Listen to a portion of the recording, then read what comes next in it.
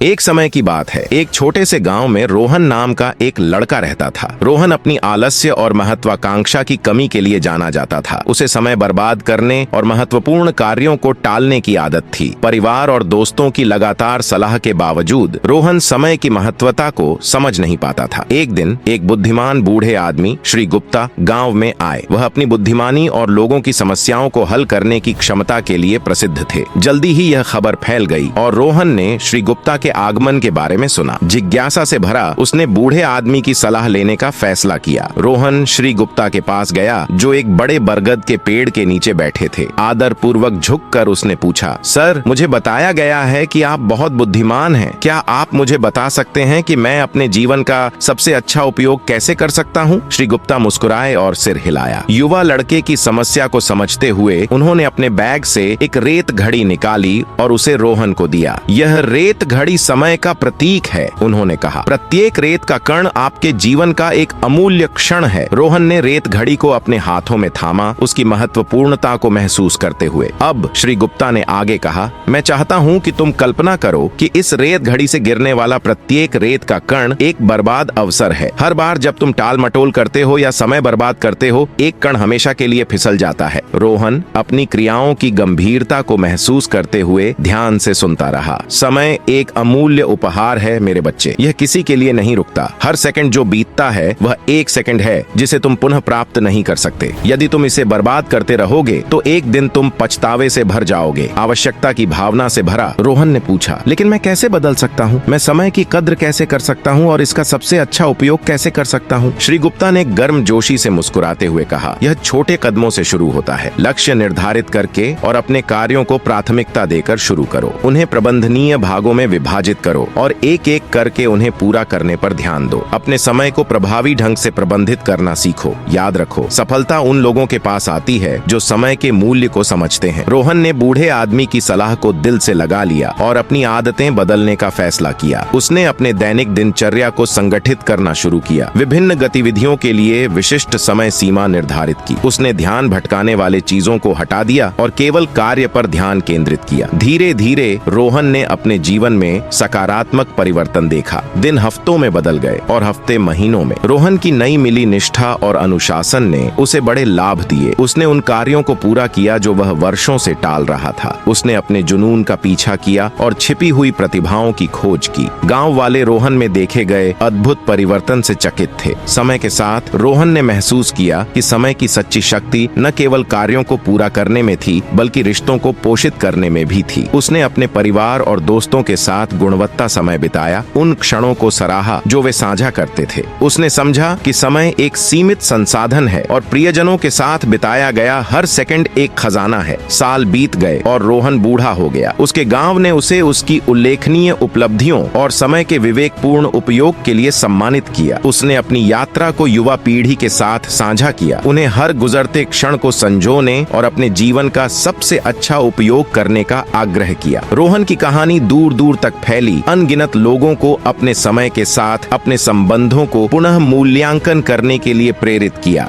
लोगों ने समझना शुरू किया कि समय केवल एक साधारण वस्तु नहीं है, बल्कि एक अमूल्य उपहार है जिसे संजोने की आवश्यकता है। और इस प्रकार गांव श्री गुप्ता की बुद्धिमानी और रोहन के बदले हुए जीवन के तहत फला फूला, सभी को समय के महत्व और उसकी शक्ति की याद दिलाते हुए कि यह उनके भाग्य को आकार देने के लिए कितना महत्वपूर्ण है।